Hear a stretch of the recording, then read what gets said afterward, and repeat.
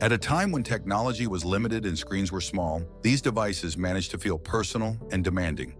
With only a few pixels and simple sounds, Tamagotchis created routines that followed people throughout their day. They were checked in classrooms, during breaks, and late at night. Ignoring them felt wrong. Caring for them felt rewarding. For many people, this was the first experience of responsibility tied to something digital. These tiny screens created habits before notifications and smartphones ever existed. A simple beep was enough to pull attention, reminding users that something depended on them. There were no reminders, no apps, just a quiet sense of obligation. For many, this was their first emotional connection to technology. Small, simple, yet surprisingly meaningful. Decades later, time becomes the greatest challenge. Old batteries leak, metal contacts corrode, plastic becomes brittle and fragile. Before a Tamagotchi can function again, it often requires careful restoration. Opening a vintage device is never rushed. Inside, the components are simple, but extremely delicate. Cleaning battery residue and corrosion must be done gently to avoid permanent damage. Inspecting the internal board helps determine whether the device can safely be powered again. Sometimes restoration is simple, requiring only cleaning and a fresh battery. Other times it becomes a slow process of testing, adjusting, and protecting aging components. Collectors rarely aim to make a device look new. The goal is not perfection, the goal is function, authenticity, and respect for age. Every restoration decision balances revival with preservation. Restoration is as much restraint as it is repair. Knowing when to stop is just as important as knowing what to fix.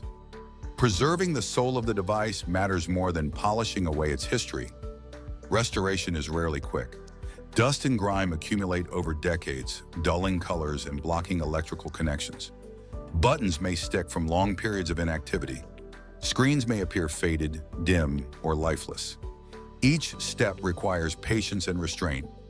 Then comes the moment collectors wait for most. Power is restored. The screen turns on. Pixels appear. A digital pet that hasn't existed for years begins its cycle again. That moment is powerful. It connects past and present instantly. The same animations play, the same rules apply. The device behaves exactly as it did decades ago, reminding collectors why these objects still matter. Time collapses in that instant.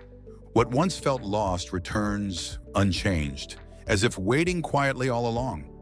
Few objects offer that kind of connection across generations. As Tamagotchis spread globally, they quickly evolved into many different versions. Early models were extremely simple, limited by hardware and memory. Yet those limitations shaped their identity. Later generations introduced new shell shapes, button placements, screen styles, and sound patterns. Each release reflected the design trends and technology of its time. Collectors today study these differences closely. Some search for early releases and prototypes that laid the foundation of the franchise.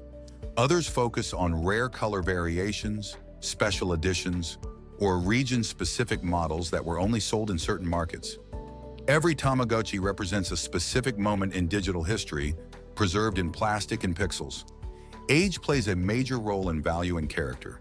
Some devices show heavy wear, with scratched shells and faded colors from years of use. Others remain almost untouched, preserved carefully in storage. Even imperfections matter. They reveal how often a device was used, carried, and cared for during its original life. What may look like damage to some is evidence of connection to others. Every scratch tells a story of a pocket it lived in, a keychain it hung from, or a child who checked it one more time before sleep. These signs of age transform the devices from toys into artifacts shaped by real daily use.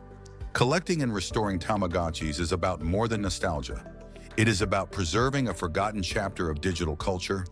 These devices represent one of the earliest emotional connections between humans and virtual life. Long before smartphones, apps, and artificial intelligence, there was a small screen, a few pixels, and a responsibility carried in a pocket. For collectors, keeping these devices alive means protecting the origins of something much larger. A reminder that even the simplest technology can leave a lasting mark. In saving these devices, collectors aren't just restoring hardware.